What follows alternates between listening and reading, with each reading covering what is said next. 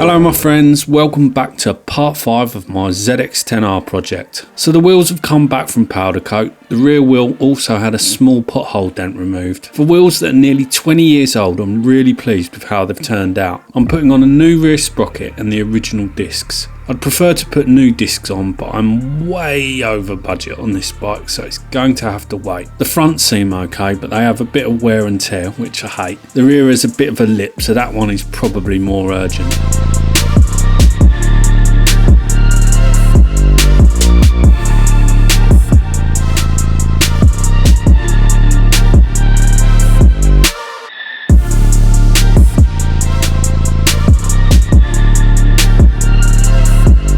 So onto the clutch cover.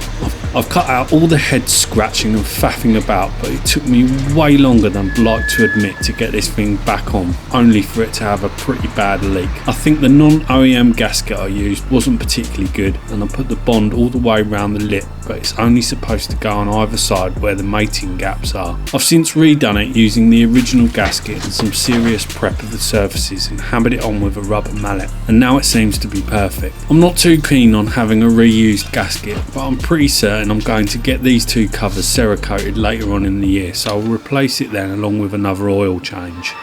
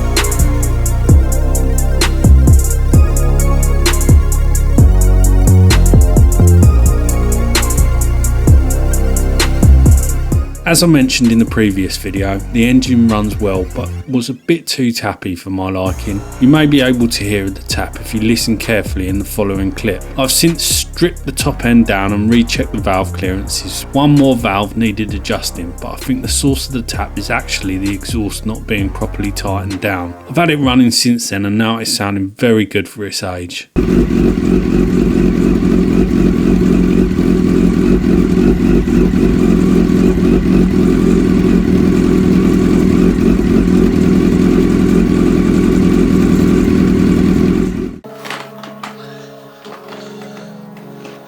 Finally today I stripped down the front cowling, ready for the new ones to go on, although they still haven't shipped yet, so are likely to be a way off. I've also replaced the cracked instrument cluster glass.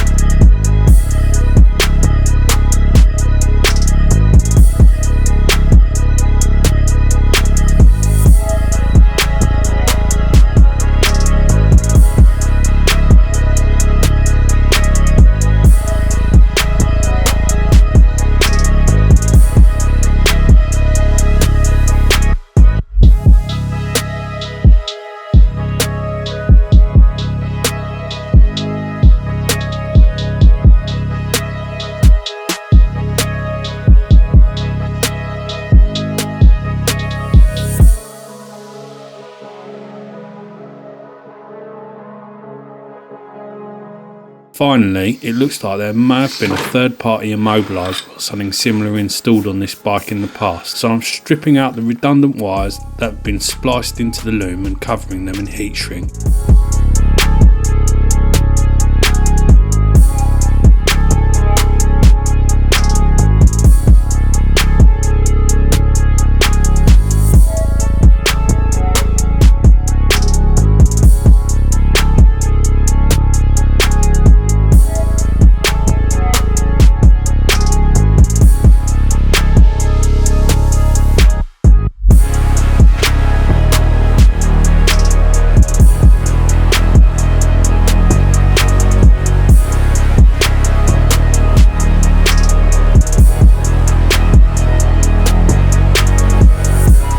Next week I'll be tackling the replacement swing arm. If you've enjoyed this video, please give it a thumbs up, and if you haven't already, please subscribe to the channel so you can follow my progress with this ZX-10R project.